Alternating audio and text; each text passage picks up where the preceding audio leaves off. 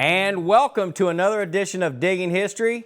And my name is James McCormick, and of course we have Bravo, the wonder dog here. He's been a little bit rambunctious this morning, but we're not used to the early morning filming, but that's okay. We've got an exciting show lined up for you today. And the first thing I want to go into is talking a little bit about new metal detectors. Now, regardless of the brand or the style or whatever you're used to, you know, anytime that you get something new, it's exciting, but there's also a learning curve. I have brought one of my newest metal detectors here. It's never been used yet, but we're going to use it today as part of this show. But the first thing I want to do is I want to show you how to put this thing together. And some of the first and most important things that you need to do is you have to be able to understand your machine. Now, obviously, Bravo is going to get up and walk around a little bit, and that's okay. But as you look at this machine, you need to figure it out. Number one, there is an instruction manual, okay? Now, the instruction manual sometimes is very vague. You know, sometimes the instruction manual is like really, really thick, and sometimes in this case, like in this case, it's not really thick. But that's okay. You read the instruction manual, and then you go to the next thing, which I go to my iPhone, I go to YouTube, and I look up your style, your brand of metal detector, and there's always a video in there that shows you how to set it up, do the basic settings, and there's usually contacts there where you can actually send an email to somebody to say, hey, I don't understand this. But here's some basic things you need to know. Number one, once you study, and you really study this thing, you unpack it, you look at everything to make sure you have everything that you're supposed to have. There's nothing worse than having a part that's broken or a part that's missing. And if you do, you need to contact the manufacturer, whoever that may be. So let's just go into this overview here. The first thing I want to go over are the coils. Now, what you'll notice is that this machine has two different coils. This has a standard coil, okay, which is about a 12 to 13 inch coil, and then this has the 6-inch coil, which we commonly refer to as a sniper coil. Notice the difference. So what's the difference? Why would I use this one opposed to this one? Well, let's talk a little bit about the smaller one first. Now, the smaller one is used when you're in those areas that you might have a lot of brush, a lot of trash, because this thing is going to get in and around all of that stuff and won't give you a lot of the back feed that you're going to get when you run over pop cans or you hit a briar bush or whatever. And I like this one, and we're actually going to set this metal detector up configured for this one. So I look and I inspect the, the cable to make sure that everything looks in line, there's no breaks or no tears. Because believe it or not, I have bought brand new metal detectors that have come in and they've had issues. And I like to pull this out and try not to knot this thing up too much because it's very important that you take care of all your electrical equipment. So you can see it's a very long cable. Now, let me just touch on this one real quick. This is the coil that you're going to see most of the time on metal detectors. This is the one that's going to cover more area. This is great for beaches. This is great for parks. You know, this is great for inside of the woods, inside of that thick brush and foliage areas that you see us in a lot of times, especially when looking for those Civil War relics. But I'll use both of these coils at most of the time during my searches. Okay. So I've got the coil, and I'm going to set it here. Now I'm going to do an inspection of the actual unit itself. So you see how compact this is. It's a lightweight. This is about a $700, $800 machine actually. And it's really, really nice and sweet, ergonomically designed to where it fits me. Now, let's say your forearm is a little bit shorter, okay? So this thing has the ability for me, there are a set of screws right here, okay? So I can unscrew this and I can move this thing down to where it's a little bit shorter, or I can move it back if you got a longer arm. So it's really cool. So I've got this set for me, and it fits really cool. Then I'm gonna Look at this right here. If you look at the top, you'll see it has a little light back here and a speaker system. This is my charger. This is really neat, and you have to make sure that you keep the dirt and stuff out of these things. But I inspect them all to make sure that everything is functional. So everything is functional. Now let me show you the shaft. Now this shaft is a little different than most because it comes in two parts. Okay, so this is a carbon fiber, heavy duty, but light, a very light shaft. As you can see, it's also shaped different, so it's not round like you typically see.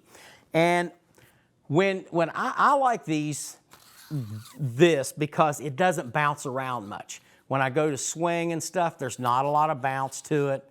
So let me just set this thing to about this level. Okay, now my next part that I want to look at is I want to look at, the attachments for my coil. And then I'm going to show you the battery and I'm going to show you the headphones in just a minute, but let's put this thing together. So if you look here on this one, I have a little latch here. Now these latches are notorious for getting broke, so you want to be careful with these latches. You want to be careful when you set them down when you're out in the field and you got a big 100-pound German Shepherd like I do, because he stepped on these before and he has broken more than one. They're not hard to fix, but they're just a pain in the butt because you got to order the part and it's got to come in. So look, we're going to put this together right here. Very, very, very simple process. Fits in there nice and snug, and you adjust it to your size, So this is a little bit short, so let me pull this out just a little bit more. There we go, check it out. Cool, right? Easy. Everything's real easy so far. Now, let's go into the most important part. And if you do this wrong, folks, when you put these metal detectors together, you're going to have all kinds of chatter and all kinds of problems. So the first thing I'm going to do is I'm going to attach the head. Now, there are usually, right here where you attach the coil to this metal detector, there's usually little rubber gaskets. That's very important that they're on there. They're important for a couple of reasons. Number one, it cuts down on interference. And the last thing you want is to have a bunch of interference. Now, these fit snug, so it's okay. You're going to have to work with it just a little bit.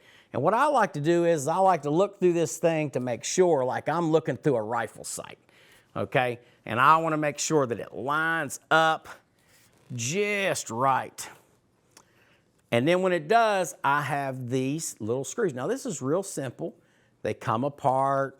They go right through most of the time. You may have to do some adjustments, and that's okay because I just look over here, turn around, and make sure that that thing goes through, and there it is. Boom. So now we want to attach it. You want to make sure you do this, and you want to make sure that you tighten this thing up so that it's not going to be flopping around on you. So now it's nice and tight. Boom, set it. Now, the most important part of this whole thing, most people don't show you this, okay? But I'm going to show you because I don't want you to be out there in the field. How do you wrap this thing? Do you wrap it under? No. The coil's got to go over. Notice that right there. It goes over. That first wrap is very important because if I do this, then this cord is going to interfere with this coil and you're going to get all kinds of false signals, which is going to be a mess for you. So wrap this bad boy up and do a big circle going all the way to the top with it. And you don't want to have it too tight, but you definitely don't want to have it too loose either. That's also important. So what I like to do is I have to do it a little bit. I take my time on it, folks. I'm not sitting here. I'm not trying to win a race. I'm trying to find something really cool out there. And I want you to find something really cool out there. And that's why setup is so important. So we get it set up here. Boom, wrap it around. And then here comes another important part, connecting it where it's supposed to be connected. So as you see, I got two portals here. One is a charger and one is for the coil, okay? So it has a little tick mark here and it lines right up, screws it right in like that. And guess what? You're ready to rock and roll, right? It's like setting up your hunting equipment, like setting up your fishing equipment. This thing has got to be set and configured to you. So you want to stand up, okay? And I'll just stand up real quick on the set here. But you want to make sure that it's comfortable for you. Comfortable, comfortable, comfortable. Now this is a little bit tight, so I'm going to make my adjustments. But this is comfortable. This feels good for me. I'm not all leaned over. I don't feel miserable. I feel like I can move this thing around. And then we get back down into the mode and we're ready to go. It's ready to go. Now, the operation we're not going to go into right now because each machine is different. But this initial setup, especially this little trick right here, more people have messed up and had a miserable experience metal detecting because they did not set their coil up right. So they get all that chatter and they think, Ma, this machine's broke. It's no good. No, that's not true at all. It's a good machine. It's just been set up improperly and it's not your fault because it's hard to find anything. You know what I mean? On how to do. Those are little tricks of the trade that you learn. Now, for me, I like headphones. Headphones, and I didn't like headphones in the beginning. And, you know, because I like to be able to hear what's around me. And I have a slight hearing loss. So having Bravo with me has been very helpful because now I don't have to worry about anybody sneaking up on me. I promise you. You know, that dog is on top of it. But also, these headphones allow me to pick up more signals. These headphones fit really nice. This is like almost like top quality, and it is. It's a really, really good set of headphones, and it's really cool too because I keep them in this case, and I dust them off every time that I use them. And why would I do that? Because I'm taking care of my equipment. The same thing with this. Wipe it down. You know, you don't have to put a whole lot of effort into it. Now, let's talk about charging. Let's talk about this little device right here. Now, people look at this and they say, oh no, you got to carry that extra battery. This isn't an extra battery. This right here is a power supply. So my battery is going to last about 20 hours metal detecting. So I can take this out roughly 2-3 times and not have to recharge it. Same thing with the headphones. This, on the other hand, let's say I get out and my detector dies. I have this. All I have to do is hook it up here, and it starts charging the machine, and I can still use it while I have this hooked up. It's a little heavier, but that's okay. Charging this machine is really, really simple.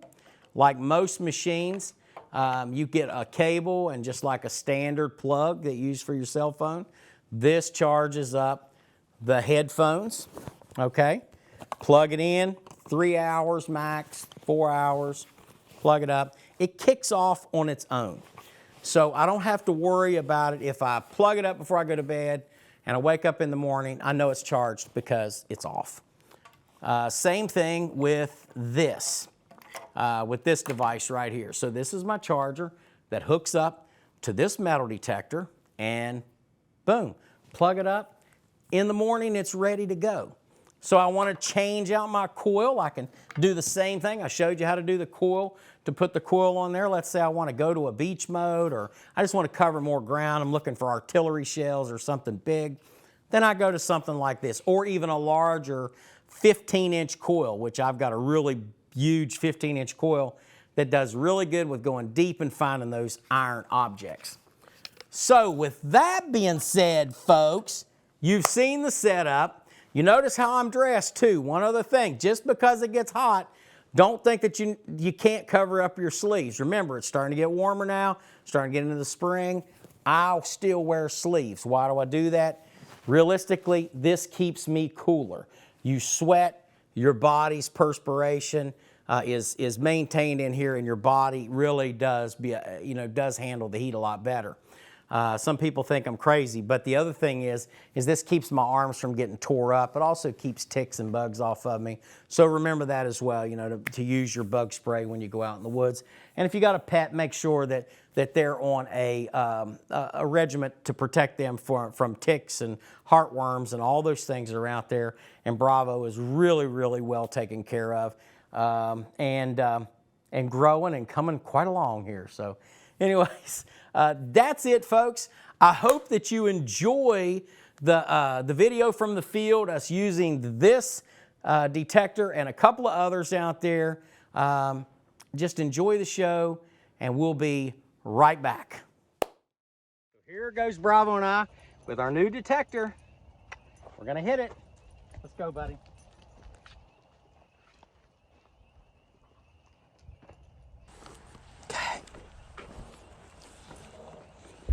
Okay, starting to get a little bit of a different signal there. So, you know, there's a learning curve with this thing, that's for sure.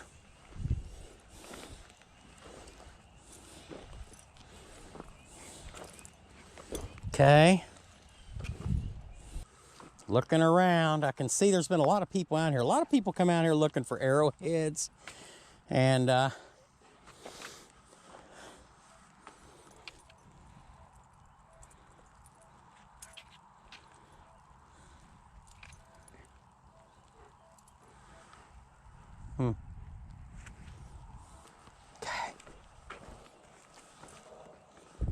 Okay, starting to get a little bit of a different signal there. So this is coming on my new machine. It's coming up in the high 40s. So I'm not really familiar with it yet. Okay, there we go. Yeah, it's a can. It's a can. It sounded really junky because it had that, you know, that real high pitch. But I went ahead and dug it anyways. I found a lot of flint down here. This is like an excellent place to do arrowhead hunting. I think I'll take my kids out here probably this weekend, so that'll be cool. All right, well, let's get back to digging. Okay. First thing we found was a can. A can. But we're getting it. Come on, Bravo. Ooh. We might find an arrowhead out here. So I'm starting to get into some flakes here, which are commonly found where Native Americans had set up camp. Of course, it's really getting dark out here, so it's getting hard to see.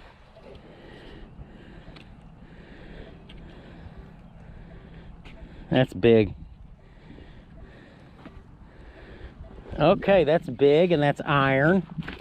Probably a tractor part. What do you think? We'll find out, won't we? Let's see. You know, I'm starting to like this Nocta, this new Nocta Micro Legend. Ooh, there it is. It's an old house site was here. You know what that means, right? That's an old window weight. That's what that is. There was an old house site here. Yeah, that's cool, man. That's cool. That's gonna be hard to carry out, but I'm gonna carry it out because it's cool. It's cool, cool, cool. And it was huge. It was screaming in my ear, but I knew it was iron. So that's okay. That's okay.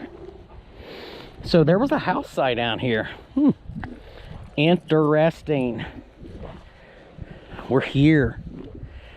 We're at this famous site. Oh, there's another. Now that right there is definitely a flake of flint, and that's a good one. I'm gonna hang on to that one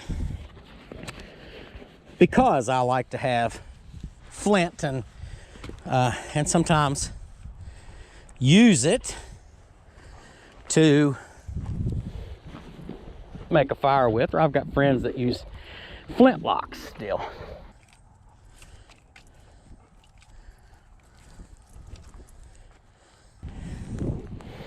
Yeah, I'd like to find a big arrowhead out here. That would be cool. But you know what I think I'm going to find more than anything else? Is my limits, because it's starting to rain. Oh, bravo. Here we go, man. Here we go, old buddy. Ooh, cool. Cool rocks. That's a cool rock. Cool rocks.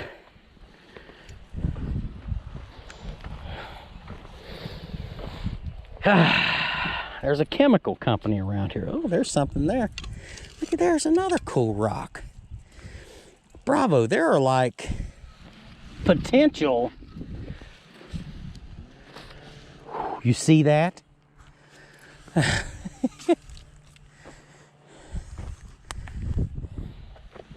Potential tomahawks down here everywhere. Lots of big river stone. Ooh, oh, look, folks. Look at, look. Oh, look at that. Look at that. Look at that. Look at that. Ah, that's cool, man. It's broken, but it's really cool. And I'm out here with my metal detector, so, you know, sometimes you find something besides that. An arrowhead. How cool is that? Let's just keep looking. Let's see if we can find where they drop some gold coins out here. Come on. Come on, gold coins. Come on, gold coins. Come on. No gold coins yet. But I did find a cool window weight. So, you know, not terribly old, but still cool. Okay, well, let's see here. What else we got? Oh, man. So anyways, folks, keep watching us on Digging History, man. We are finding some cool stuff. And hopefully we'll do a wrap up after this is over. We've got about 15,000 steps in out in this field here. Woo! Folks, I see roundness right there. Right there. I don't know what it is. I'm gonna lift it up. Oh! Yes, sirree. That is an old, it's a bad condition, but that is an old seated Liberty dime, baby. Right there it is. Bam! Silver. Ha, don't lose it. Silver in the pocket, baby. All right. Okay, folks. Had a good day today. Found a seated Liberty dime. Found an arrowhead. Obviously, I didn't find it with this new machine, but I found some other cool stuff too. I found a tracer round, a bullet. Looked like a 30-06, probably World War II time frame. That was really cool. And let's see. And then I got a lot of searching I'm going to do out here, folks. So keep watching on Digging History, and we'll be back. I promise you that. And I hope you enjoyed those videos from the field with Bravo and I. And as you can see, Bravo is, you know, he's really a handsome boy. He really is. You know, he'll be a year old April the 26th. So, you know, he's getting up, he's moving around, he's starting to get into that almost to that adulthood stage, but he's still very much a pup, but he's a great partner to have out in the field. So I'm very thankful for Bravo. He is dependable and loyal and keeps me in track. So anyways, folks, we hope that you enjoyed the show. Remember that safety is paramount. As you go out to experience metal detecting, a couple things you need to do. Make sure you let people know where you are. Always get permission, fill your holes, and also, above all things, become familiar with your equipment like I was showing you earlier today in the show. Make sure that you are able to fix and to correct things, because it's very frustrating to get into the field and you find out, well, my metal detector's not working right, or you've got something hooked up wrong, and you're just not familiar enough with it for you to be able to master that thing. Make sure that you study it. Take it out in your yard, play around with it before you go hit the big time. After a while, you'll be using it like a pro, and you will absolutely enjoy the experience. Couple things I wanted to remind everybody about is that, the West Virginia Library Channel hosts this, this show. And you can experience so much. Now that we see, COVID is starting to level out and go away, folks, now you can get back into your libraries. And what an experience that is for you to be able to get into your local library, grab a book, and you can travel all around the world in your mind. So some of you kids and some of you young adults and us older adults like myself, there's so many cool things that you can find in the library. I do a lot of research before I go into areas. I find old maps and diagrams and really cool stuff and just stories. And each time that I take my children or my grandchildren now into the library, I can tell you it's an experience for them and it's a good experience for us. And it is a great thing for us to have these public libraries in your communities. So go see them, enjoy them, utilize the services that they offer in your community. And remember, folks, that a day out digging beats a day on the couch anytime. So get out, get to digging, folks, and enjoy life. Thank you very much for watching us on Digging History. Bravo, and I say, have a great day.